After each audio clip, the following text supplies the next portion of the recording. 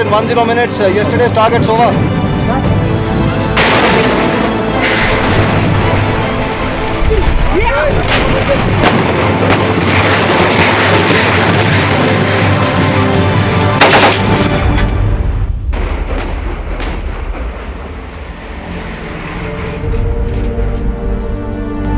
July 9:39 is where my time froze. He has gone with a purpose. He has left behind our image. That image exists on that small piece of land.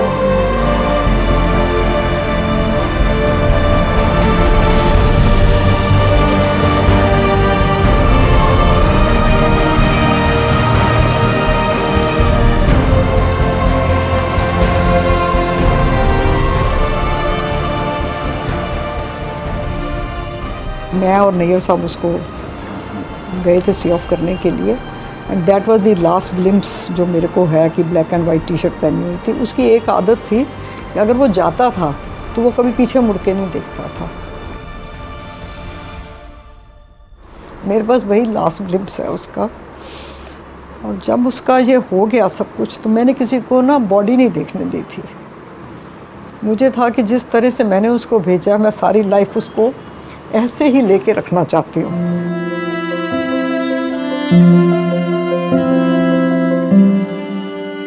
मैं अभी तक अनुज को वैसे ही लेके अपने पास में संभाले बैठी हूँ। रात को ब्रिगेडियर गिल थे, 79 ब्रिगेड को मैनेज कर रहे थे।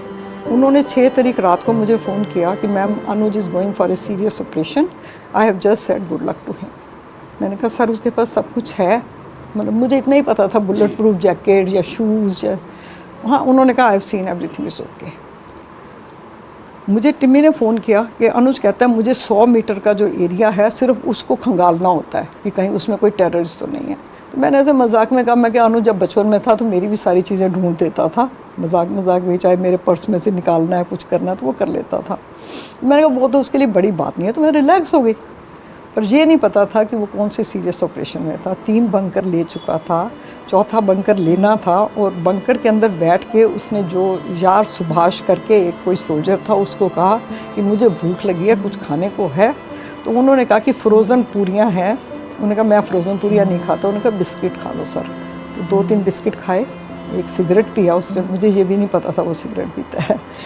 एक सिगरेट पी के बाहर गया देखने के लिए या लॉन्च करने के लिए, जब पता नहीं किस लिए गया, तो आरपीजी आके उसको नेक पे हिट कर गया एकदम से।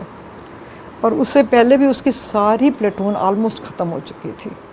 जैसे ही जनरल बाबा को ये पता लगा कि अनुज नहीं रहा, उसका वो जो होता है उनका सिस्टम होता है जिससे पता चल जाता है उन लोगों को, उन्होंने कहा अब तुम वापस आ जाओ जितने भी बचे हो। मुश्किल से 3-4 लोग बचे थे।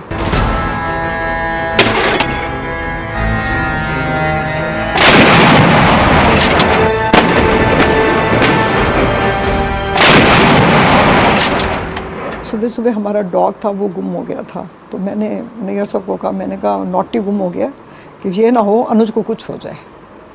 इसमें 8 बजे यही बात करती जा रही थी पूरे घर के अंदर, ये ना हो अनुज को कुछ हो जाए।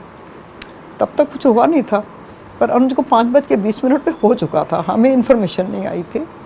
हमें 9:45 बजे फ़ोन आया था कि ऐसे अनुज नहीं रहा। तो नैयर साहब को बिल्कुल ब्लैंक हो गए थे।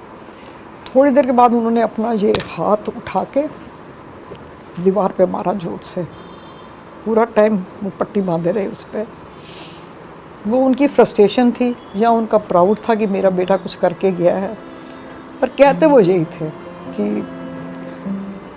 मतलब मेरे को लगता है कि उनको ये प्राउड था कि भाई अनुज गया तो कुछ करके गया।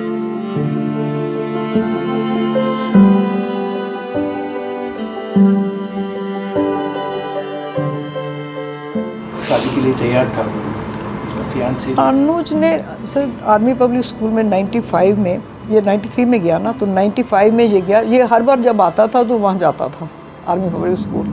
तो वहाँ पर ये टिम्मी को मिला। टिम्मी इससे 2 साल जूनियर थी। तो वो कहते हैं हम तो तब जानते थे ये वॉलीबॉल खेलता था और ये कभी स्कूल के प्रेयर नहीं अटेंड करता था, सीधा वॉलीबॉल फील्ड में जाता था। कोट उतारना, सब लड़कियां इसका कोट पहनने के लिए तैयार रहती थी क्योंकि सभी कहते थे, खुद भी कहता था और करण को कहता था तू मेरे जैसा टॉल डार्क एंड हैंडसम नहीं बन सकता।